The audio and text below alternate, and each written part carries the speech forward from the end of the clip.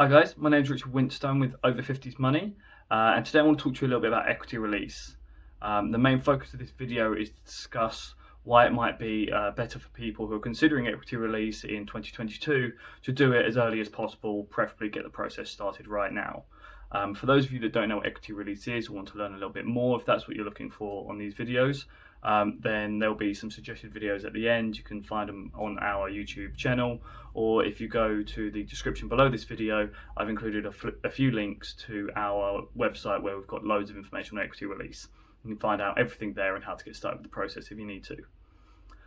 So for those of you considering equity release in 2022, it might be worthwhile to do it as soon as possible, possibly straight after in the new year, possibly even sooner. Get the process started now by contacting Age Partnership or whoever your chosen financial advisor is. And the reason for that is we're currently in a window that's closing. So right now we're hitting record highs on the property market. So your house is worth more than it's ever been worth before. But we're also in record lows of interest rates, which means you can take out more money, but you're going to get charged less because the interest you accrue each year is lower at the moment. Over the next 12 months, and it's already started, interest rates are going to start rising. It's the same for equity release lifetime mortgages. We've seen interest rates rise. I believe the lowest this year was around 2.5%, and the current lowest available is around 2.8, 2.9%. But we're still averaging around 3.1% for most lifetime mortgages in the market. But this is expected to rise over the next 12 months slowly, and in about a year's time, it should be up to around about an average of 4%. At least that's what the predictions are. Now I know it sounds like a small increase from 3 to 4, but with compound interest, it all adds up over time. And where you're not paying anything off each year, that 1% then gets 1% on top of that next year, and again the following year, and it can very quickly make a big difference to the rate in which your debt increases. So if I was to recommend anything, I'd recommend finding out what the current interest rates are, speak to your financial advisor, get the ball rolling, ask their advice on how quickly interest rates are likely to rise and what their predictions are for the housing market. Because if you can get a better deal now, sure, you're taking it out a little bit earlier, but you're likely to save a lot of money in the long run by having a lower interest rate. So let's give you a couple examples of how interest rates will vary a loan over 10, 15 and 20 years. Okay, so the first example I want to look at, you can find in an article on our website. It's the latest equity release article written by our founder. I'll put the link in the description below. And in it, there's a table that shows you how much your debt will increase year on year if your interest rate's at 3% or if your interest rate's at 6%, assuming you've taken out £100,000 at the start of your lifetime mortgage, which is the equity release product that accrues interest over time. It shows 3 and 6% because I think worst case scenario in 1 to 2 years, there are predictions that it might possibly get that high. No one's saying it is. We really hope it doesn't. We have seen those rates historically, but they have been below that for a long time. At the moment, the current average is around 3%, so that's a realistic figure to look at. At 3%, after 10 years, a £100,000 loan, 3% compound interest, becomes £130,000 roughly. At 6%, it's £168,000. So the difference is around £38,000, £39,000 after 10 years.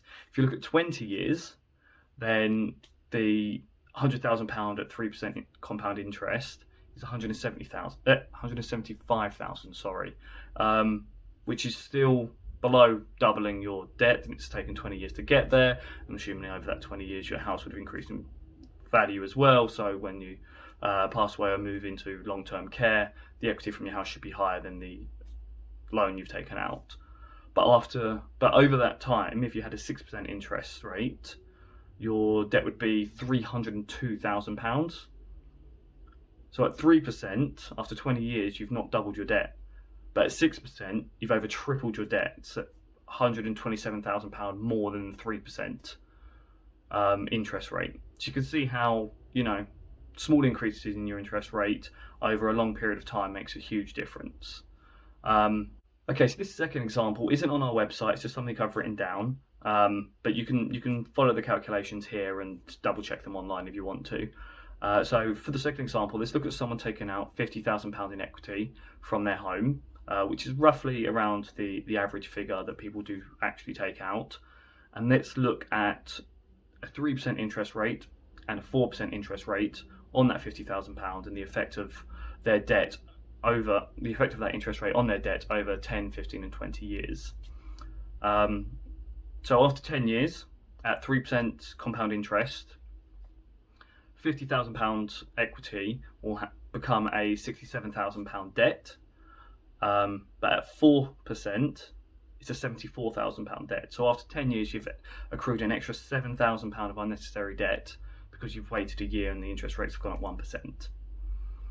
If you look at 15 years to 3%, your £50,000 debt is £77,000, £78,000, but at 4% becomes £90,000, just over. So now you've got an extra £13,000 in debt to pay off at the end of your mortgage if it ends at 15 years. At 20%, obviously the difference is going to keep increasing because that's how compound interest works. 20 years at 3% compound interest, your debt is around £90,000, so it still again hasn't doubled. But at 4%, it's £109,000. So you spent almost £20,000 extra because your interest rate's gone up, and it's over doubled in 20 years. So you can see how a small interest rate changes. Just that 1% equates to £20,000 extra debt that you don't need to have. Obviously, there are ways to mitigate this. Using the links below, you can find out about flexible equity release. Some of the offers allow you to pay off the interest monthly, so that you never actually accrue any compound interest. Your debt will just stay at what you've taken out. But yeah, getting your interest rate as low as possible, which means starting as soon as possible, could be really beneficial in the long run. That's pretty much all I wanted to say on this topic. As I said, there's a lot of information on the links in the description below. If you have any questions, please feel free to comment on this video and I'll get back to you as soon as I can, or you can email us at support@over50smoney.com. Thank you for watching, and don't forget to like, subscribe and share this video. Thanks.